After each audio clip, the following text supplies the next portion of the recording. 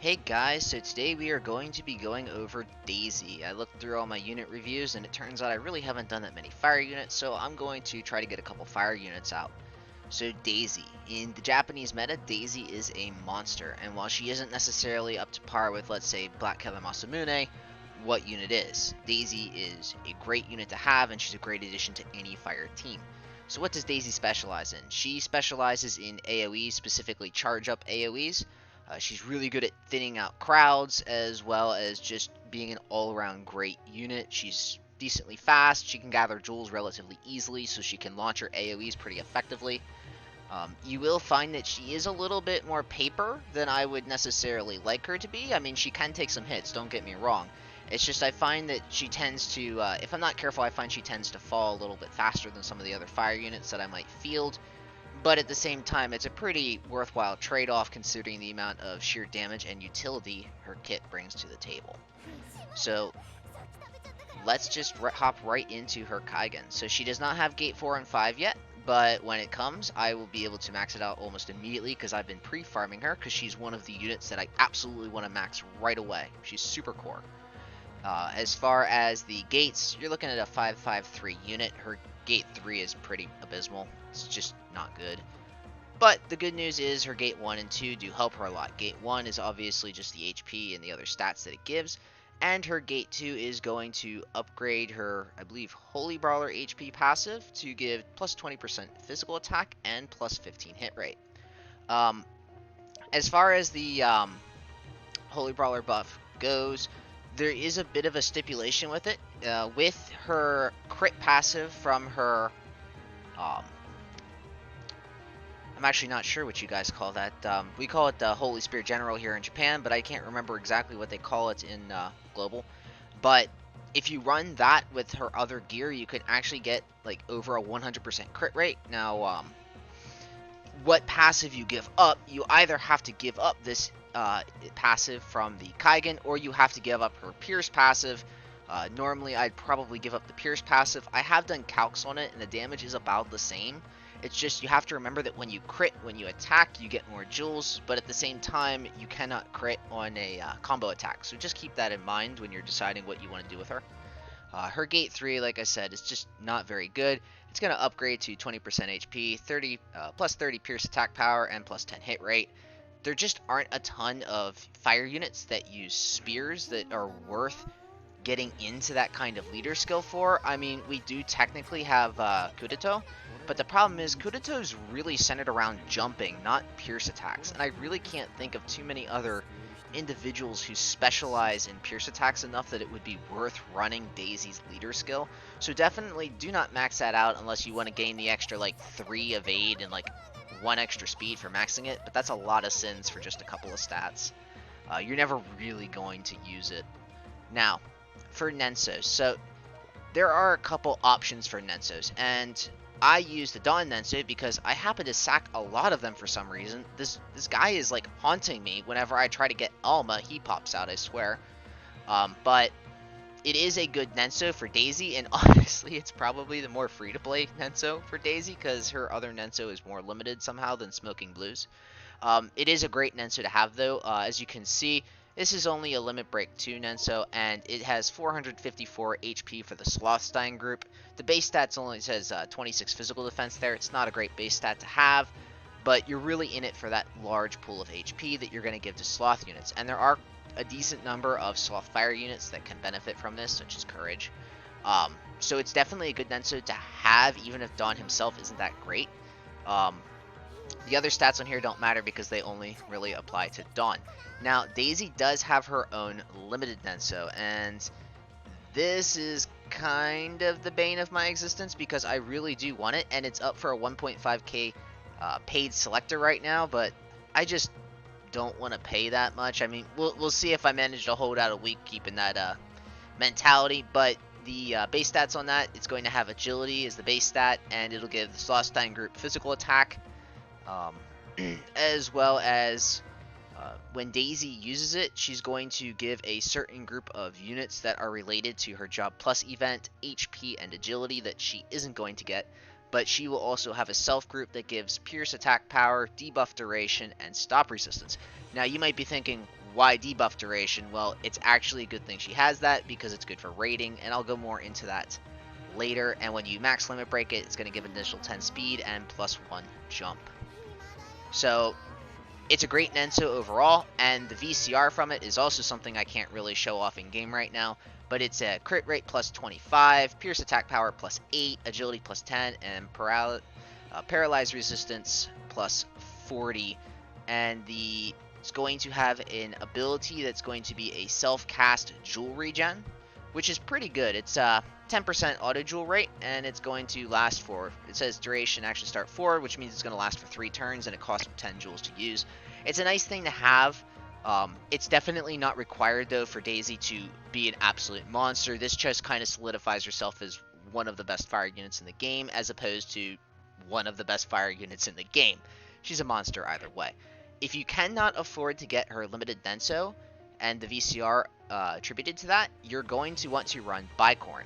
And if you do manage to get your hands on the Nenso and the VCR, you're going to want to run Saint Sacrifice. And the reason we run Saint Sacrifice with the VCR is because Saint Sacrifice doesn't have many, it really doesn't have any stats that overlap with the VCR, whereas Bicorn is basically the same thing as the VCR, just with lower stats in some areas and physical attack. So I use the Bicorn because I don't have the Nenso and the VCR, obviously, and it's 40 physical attack, 10 speed, +30 crit. That is not crit rate, by the way. +10 accuracy, and then +10 crit rate. So she can actually reach like 90 or 95% crit rate with the crit passive from her Holy Spirit General. But I don't think I'm running her that way right now. I think I'm running Pierce passive instead. This is definitely going to be the premier spear to use. And I do want to note that Spear Weapon Kaigan skills are coming out soon, so there's a possibility that Daisy will get a small boost from that if there's a good fire attack that she can use from it. So just keep that in mind. She might get a small power boost here in the near future. As for armor, I do prefer the regen armor. Daisy is going to be frontlining some of the times. While she does have a lot of long distance AoE, she has to get jewels somehow, so you're gonna want to have some kind of regen on her.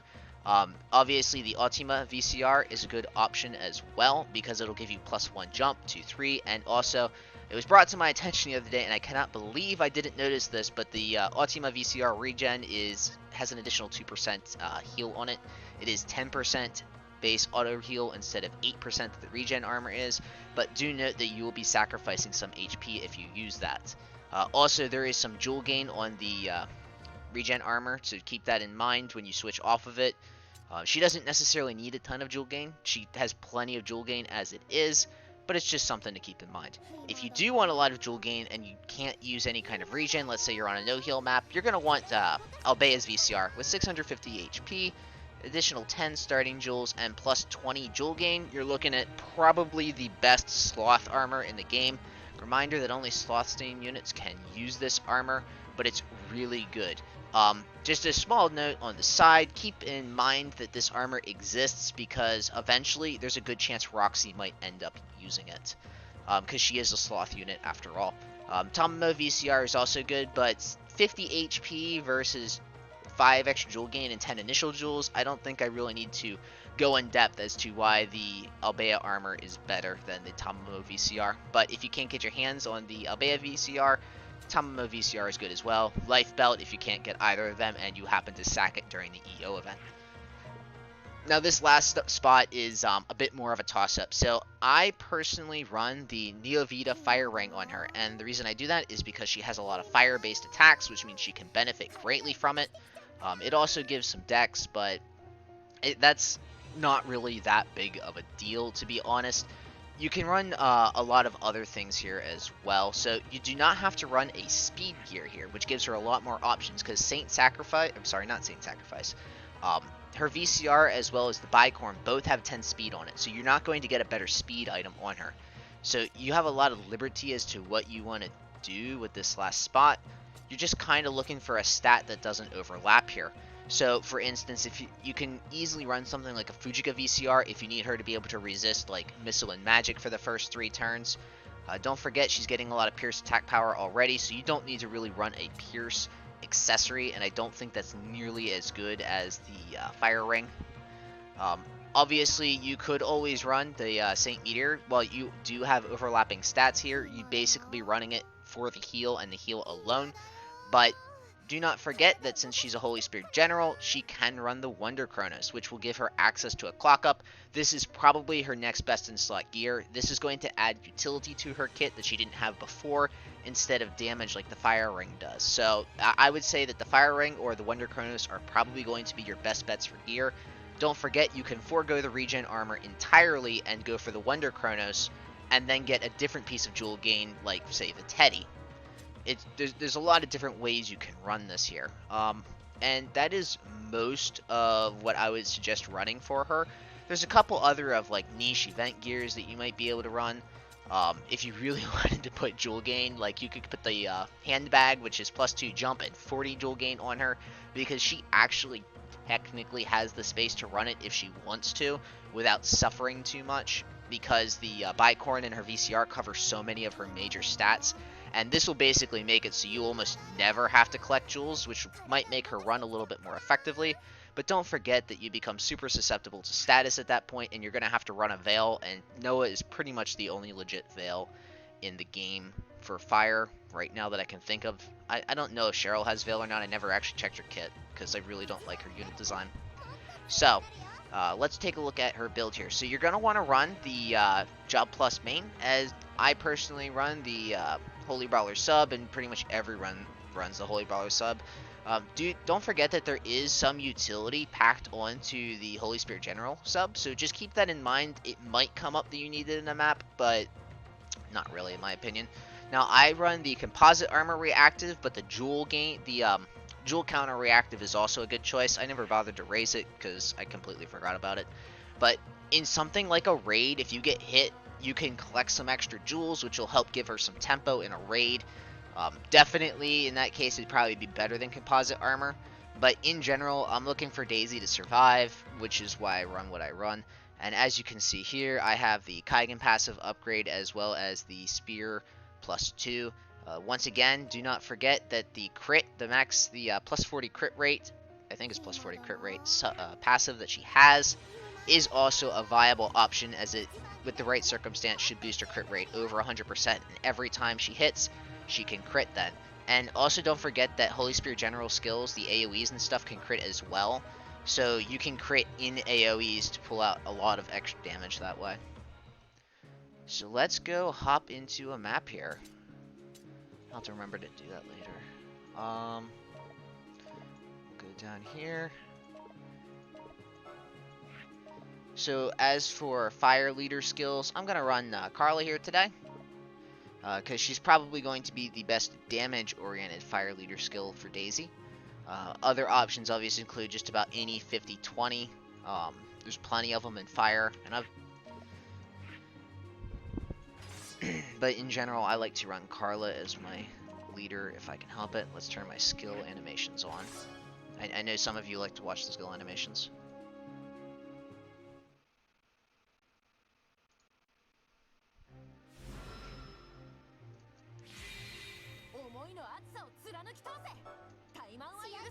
Alright, so as you can see, we have 57 starting jewels, and it costs 45 jewels to use her large AoE, and it costs 12 jewels to use her charge up, which means we have exactly the number of jewels we need right out of the gate to start hammering things. So let's go ahead and charge up.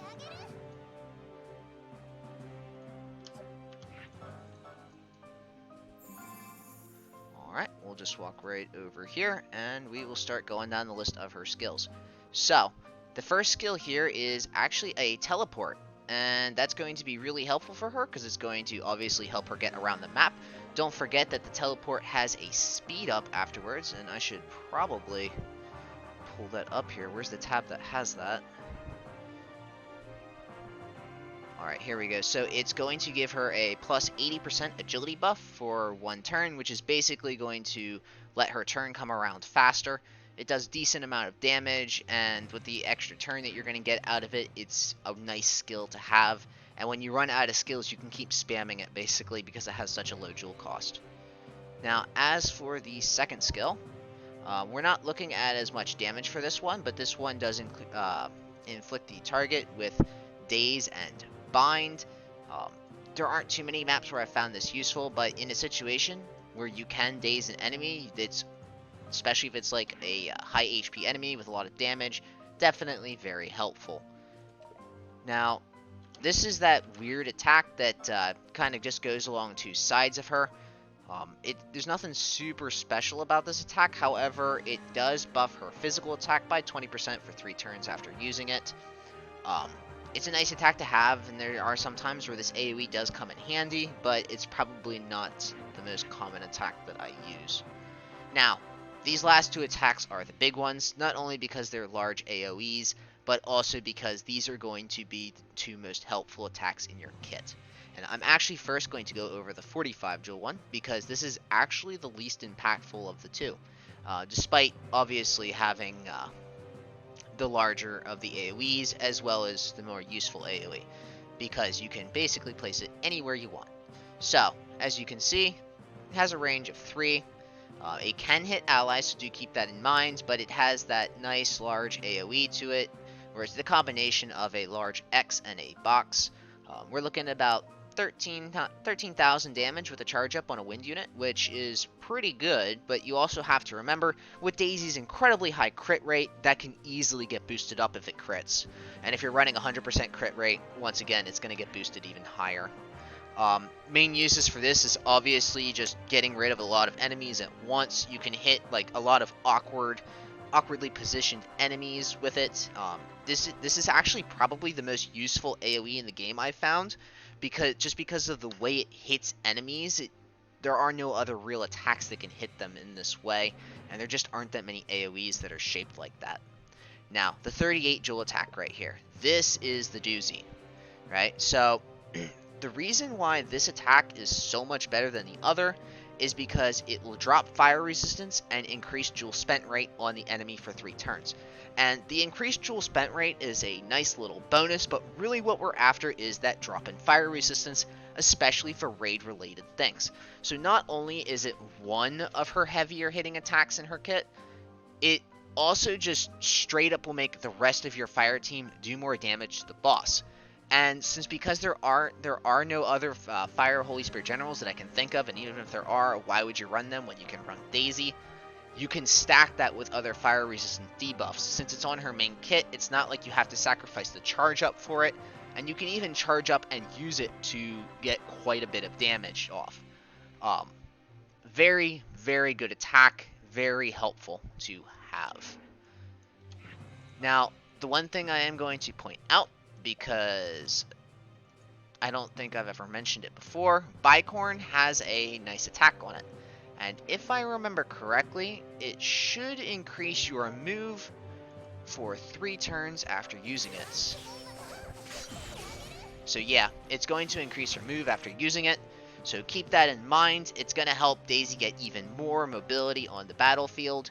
If you have it, you obviously are going to sacrifice this if you use her VCR. It's not a huge sacrifice to make really though, so just keep that in mind. It's definitely helpful in some circumstances, but I don't use it all the time. So let's just quick go down here and look at some of the skills, watch her use them, and then we'll wrap things up.